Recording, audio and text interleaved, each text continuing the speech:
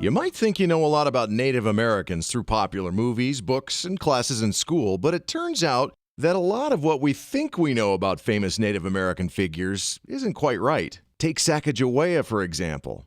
You probably remember her as a beautiful Indian woman who lived an exotic life, serving as the all-knowing guide for Lewis and Clark's famous expedition, right? Well, that's not exactly how it happened.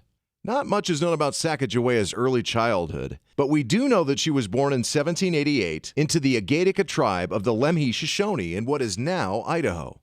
In 1800, when she was about 12 years old, Sacajawea and several other girls were kidnapped by a group of Hidatsu Indians. She was taken as a captive to a Hidatsu village in present-day North Dakota.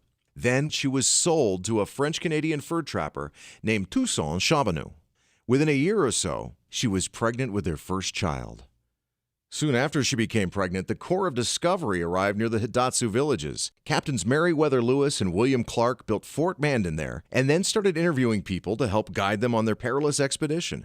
They agreed to hire Sacagawea's husband, Charbonneau, with the understanding that his lovely wife would also come along as an interpreter. They figured her very presence would help any encounters with native tribes along the way. As Clark noted in his journal, "A woman with a party of men is a token of peace." Shortly thereafter, Sacajawea gave birth to a little boy named Jean-Baptiste Charbonneau. Clark called him Pompey. She carried Pompey on a board strapped to her back as the Corps of Discovery forged on. Besides interpreting the language when Lewis and Clark encountered Indians, Sacagawea's activities as a member of the Corps included digging for roots, collecting edible plants, and picking berries. In 1805, the boat they were riding in was capsized. She dove into the water, recovering all the important papers and supplies that would otherwise have been lost, including the journals and records of Lewis and Clark.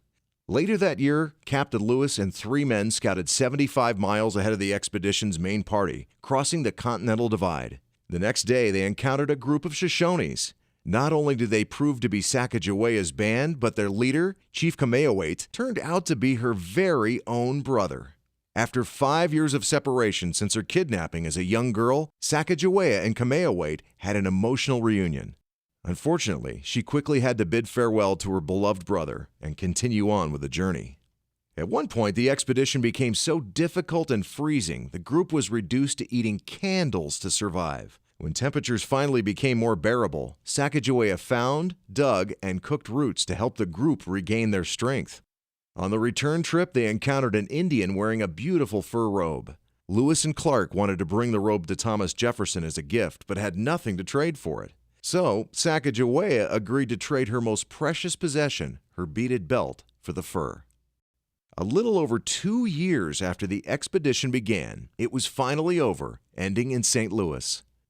Today, we learn about Sacajawea in school as a heroic guide, but her life, like most everyone's, was much more complicated than history books sometimes give her credit for.